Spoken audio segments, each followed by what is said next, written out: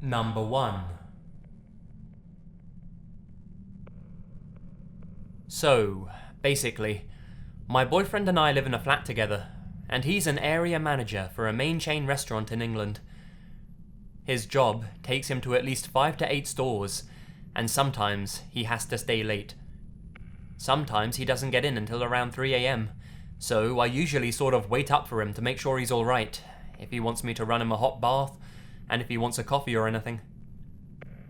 So, I get the usual phone call from him saying, "I'm on my way home. I'll be home in an hour. If I drop call you when I'm closer, can you get a bath running for me, please?" I say sure and hang up. Now, our block of flats has this security door that always gets locked at 10 PM, and as long as you have a main entry key, you're free to come and go without worrying about the door. I'm nestling down to watch some Neflix, with a cup of tea and a cheeky biscuit, when I hear our buzzer to our flat go off. Now, someone outside the main entrance is pressing my number, and I have to press a switch from the inside of my flat that will open the main security door and let them in. I think to myself, it's probably just someone who's forgotten their key and pressed my number quickly. I try to shrug it off. I pause the film I'm watching, and I wait. The buzzer rings again, stops, and then rings again. It sounds like someone is deliberately putting their finger on it and holding it down. Now, our flat is on the 2nd floor, and from our bedroom, we can look down and see who's at the main gate. I jump up, go into the room, and slowly peek to see who's there. I saw 5 well-built, stocky men. This is 2 AM. What the hell are they doing here? Why the hell are they ringing my buzzer? It suddenly becomes clear to me that whoever they were, they clearly didn't live here because they didn't have a key. While peeking at them, I clearly see the front guy put his hand up and press my buzzer. Flat number 4.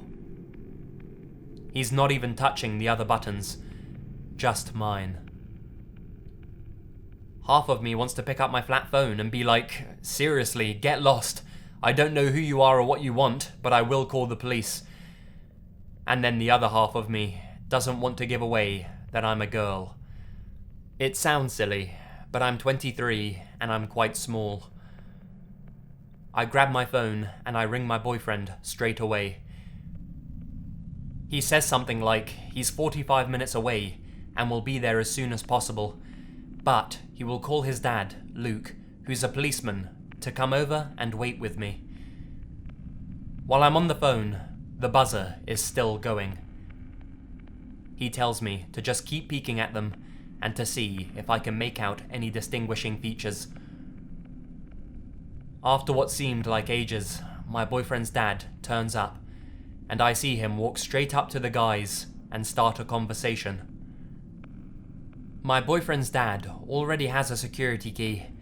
We gave him one in case we were ever locked out, and he opens up the door to my flat. Straight away, he runs over to me and makes sure I'm fine. We're sitting down, having a cup of tea, and I ask him what was said and what was happening outside.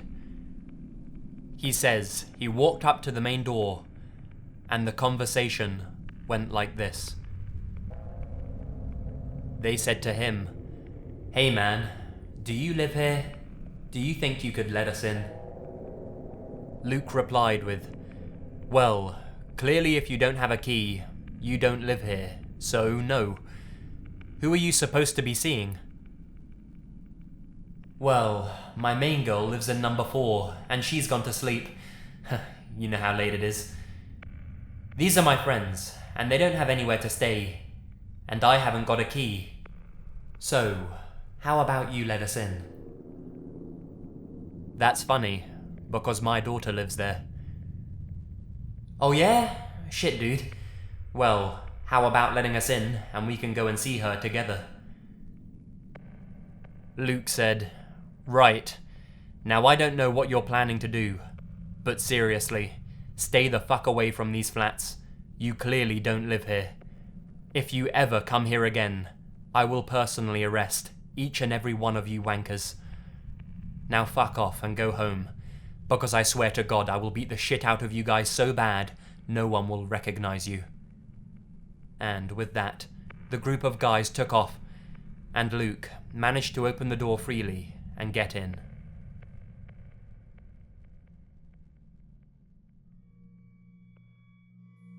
Number 2. I never even met him. I didn't know his name or face. I was blissfully unaware of his very existence. I will never know why or when it started. I'm glad for that, I guess. I moved into my very small apartment in February of last year. My landlord, Olivia, was a sweet older woman who would cook too much food and bring me leftovers. She was great to me, even after I told her my problem. I'm antisocial, but she didn't mind renting to a reclusive young girl who reminded her of her daughter. Every few weeks, she would knock on my door and then leave, letting me know she was leaving something for me. I loved that. Not even my family would cook so well. The next morning, I wash and leave her empty containers outside my door, and by an hour or so, she would come back and take them away. My other neighbours seemed fine, but I never really talked to them. I work from home, so any time I was ever forced to go out, I rushed out and into my apartment, avoiding an uncomfortable situation. I loved living alone. It was everything I hoped for. I could just breathe. By April, though, I started noticing things were not right. Things were moving, or plain disappearing. I was convinced it was just anxiety, caused by my new medication and the move. Another side effect was that it made me so drowsy. Since I hated seeing the doctor, I just dealt with it. I took naps during the day now, and eventually stopped caring. That is, until one incident doubled my paranoia. Olivia brought me some sort of Greek tossed salad for lunch one day, and I enjoyed it with my friend, Neflix. I fell asleep in the middle of Portlandia, and I woke up that evening at 5 p.m. per usual. What wasn't usual was that my bedding on the opposite side of me was disturbed. I only sleep on my right side, always.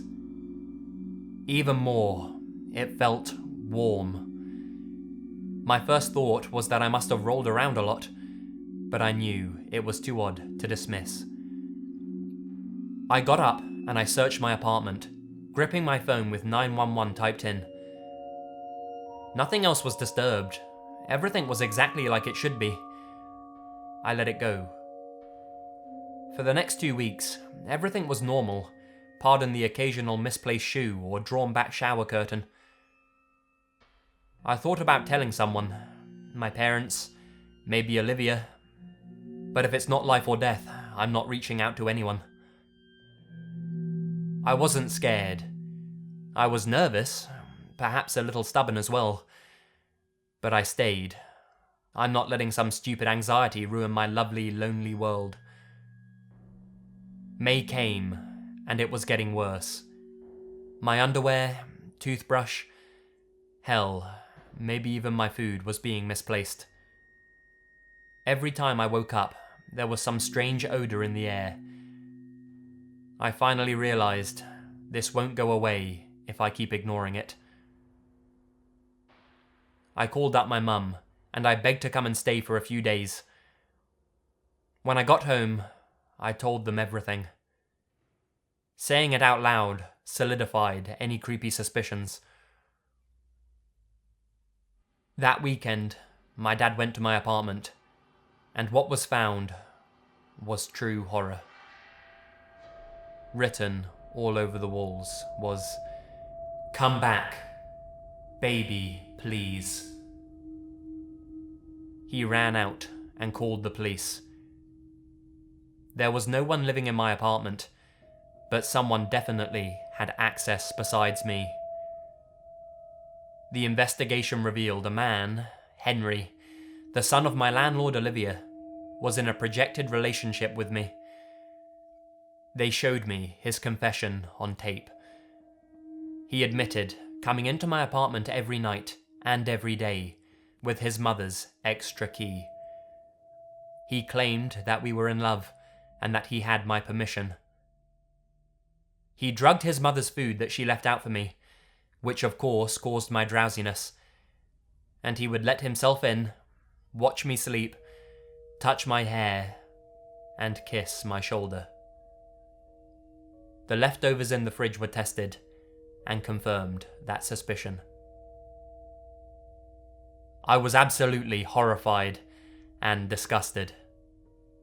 A man I never knew existed collected my hair, clothes, and trash, and practically lived in my apartment for 4 months.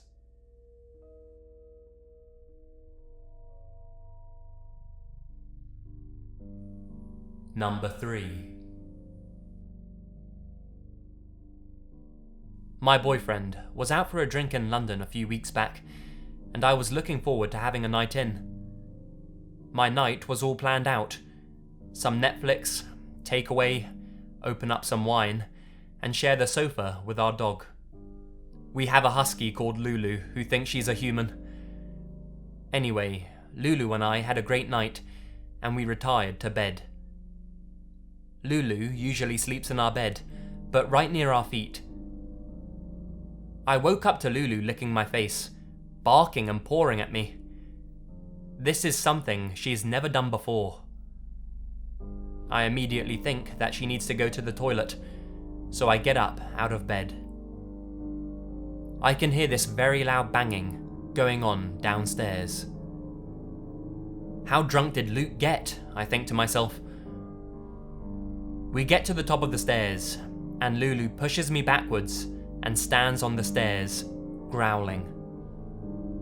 I tried to push past her, but she kept looking back at me and wouldn't let me past. The banging continues. "What the hell are you doing? Come to bed right away," I yell down the stairs, hoping that my boyfriend would finish whatever he's doing, come to bed, and I can talk to him about it tomorrow. The banging stops, and Lulu takes a few steps towards the stairs, but is still growling. I get a bright idea, and I go to get my phone, which was charging near the bed, and I ring up Luke, my boyfriend. I thought he might have passed out downstairs, so I just had to wait and hear his ringtone, and follow that to lead me to him. "Hey babe, just turning into the street now. Why are you still awake?" I tell him about the banging on the door, and that I thought it was him. I can hear Lulu growling, and we both agree that this is not normal behaviour for her. Luke says that he's 2 doors away, and we hang up. When he comes in, he tells me to go to bed since it's so early, and we can talk about it in the morning. We all go to bed, except for Lulu, who sits right near the door all night. What we found out in the morning made my blood run cold. The front door was nearly off its hinges. The banging was someone hitting it over and over again, and nearly making their way into the house. We got a new door, and the guy who fit it said that it would have only taken a few more hits, and then the door would have given way. Thank God Lulu woke me up.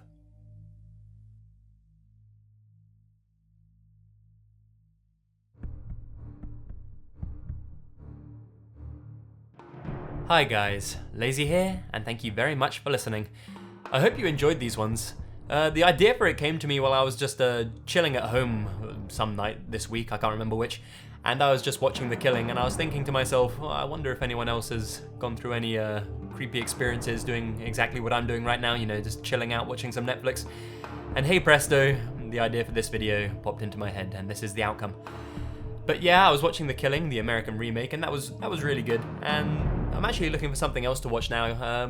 If you've got any recommendations or anything, you know, newish, recent, then send it my way. I've seen all the old classics, so I'm looking for something, you know, fairly recent. But anyway, special thanks to Anthony for the thumbnails for all of these videos. Make sure to check him out via the links in the description below. And you'll hear from me again very, very soon. Stay spooky. And remember, the best things happen in the dark.